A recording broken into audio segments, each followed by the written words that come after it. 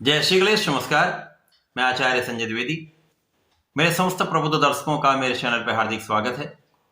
आज मैं मकर राशि का वर्ष 2024 का वार्षिक राशिफल लेकर आपके सम्मुख उपस्थित हूं। वर्ष 2024 में जो ग्रहों की स्थितियां हैं तथा परिवर्तन है, जो लग्नेश की स्थिति है, उसके अनुसार ये वर्ष आपको किस प्रकार का फल देने वाला है, किस प्रकार के लाभ मिलने वाले हैं, आपके कार्यक्षेत्र के परिप्रेक्ष्य में, आपके स्वास्थ्य के परिप्रेक्ष्य में, आपके धन के परिप्रेक्ष्य में, आपके लाभ के परिप्रेक्ष्य में, इस वर्ष में आप कितना लाभ लेने वाले हैं, कितनी इनकम आपकी बढ़ने वाली, कार्यक्षेत्र में कितनी प्रगति करने वाले हैं, पदोन्नति का लाभ मिलने वाला है, अथवा आपके व्यापार में कितनी आप विस्तार करने वाले हैं, कितना लाभ लेने वाले हैं, लोगों का कितना सहयोग प्राप्त होगा, शिक्षा, ज्ञान, संतान का भाव कितना प्रबल रहने वाला है, इस वर्ष में भाग्य कितना साथ देगा तथा जीवन साथी के साथ कैसा सामंजस्य रहने वाला है, आप अपने व्यापार को कितना आगे बढ़ाने वाले हैं, इन समस्त स्थितियों का संपूर्ण विश्लेषण लेकर मैं आपके सम्मुख उपस्थित हूं।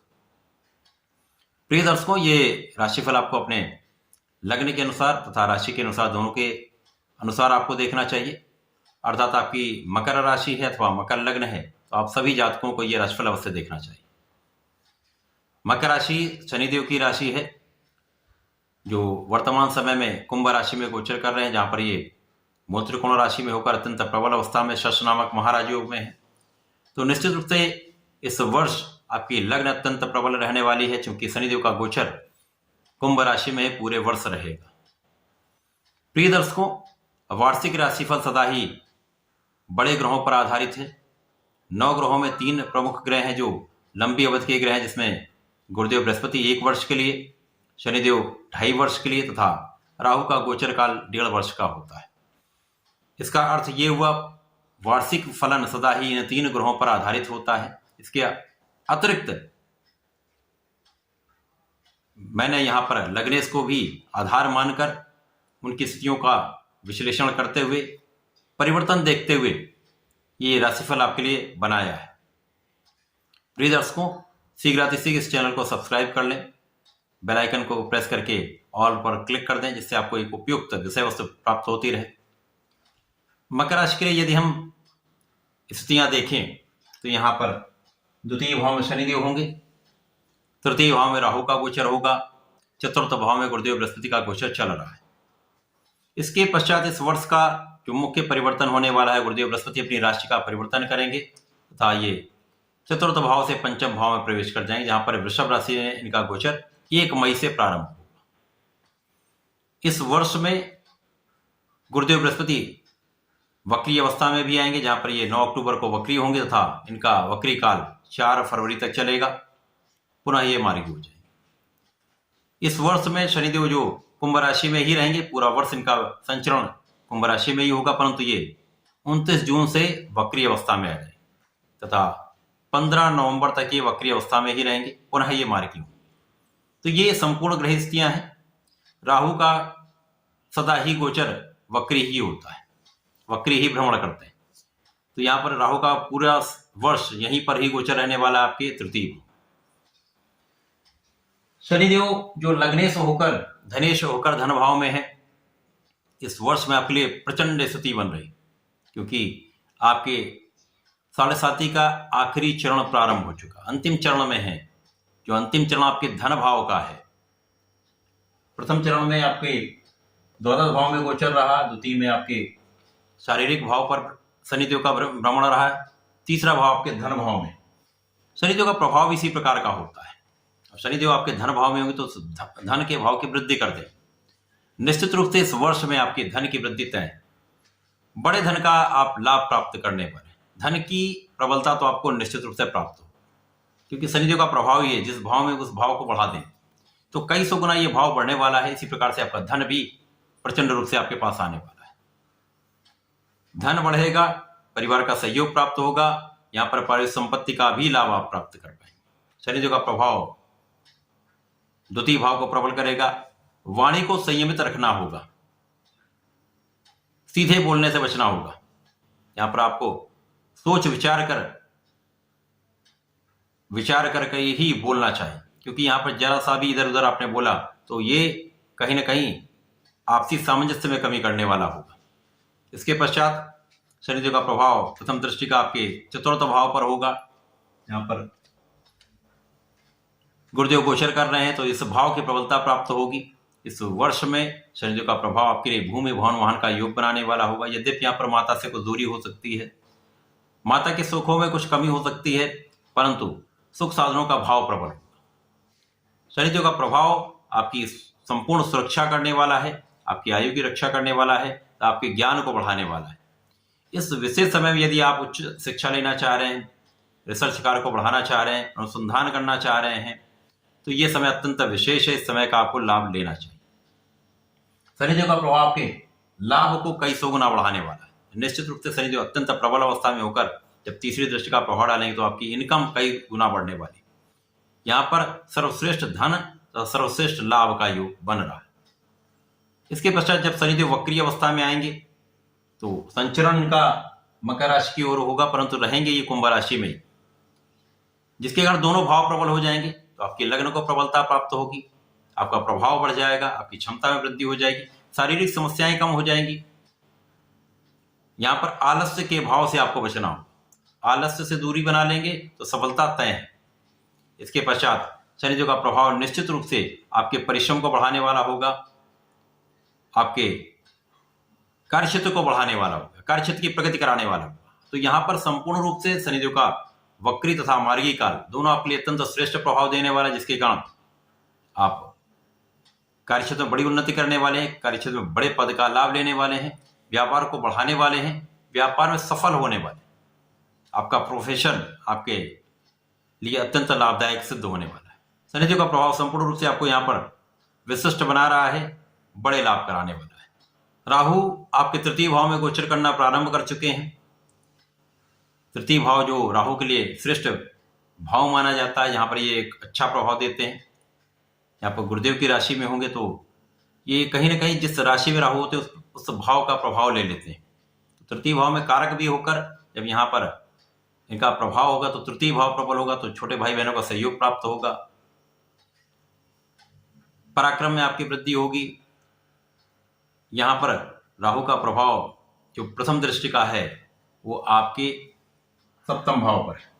यहाँ पर जीवन साथी का भाव तथा कर्क राशि है। यहाँ पर जीवन साथी के साथ आपको संपूर्ण सामंजस्य बनाकर चलना होगा, क्लेश से बचना होगा। आपसी सामंजस्य बनाएंगे तो ये समय आपके लिए विशेष रूप से लाभकारी है, क्योंकि यहाँ पर जीवन साथी से भी आपको लाभ मिलने वाला है। तो लाभ की प्राप्ति के लिए सामंजस्य का होना अत्यंत आवश्यक है। इसी प्रकार से साझेदारी में भी आपको अच्छा लाभ प्राप्त हो सकता है, परंतु वहां पर भ्रम के कारण कहीं ना कहीं स्त्रियां कुछ समस्या कर सकती हैं। तो यहाँ पर भ्रम से बचना होगा तथा अंधविश्वास से बचना होगा। राहु का प्रभाव भाग्य पर है, अचानक भाग्य की वृद्धि होगी, भाग्य का आपको लाभ भी मिलेगा, परंतु यदा कदा कुछ अवरोध की स्थिति भी आती है। राहु का प्रभाव आपके लाभ पर भी, राहु का प्रभाव जब लाभ पर होता है तृतीय भाव में होकर, तो लाभ को तो निश्चित रूप से ये बढ़ाने वाले हैं। और मकर राशि राहु की मित्र की राशि है, तो निश्चित रूप से यहाँ पर आपके लाभ को तो राहु प्रगति कराने वाले हैं, आपके लाभ को बढ़ाने वाले हैं, लाभ की वृद्धि तय है।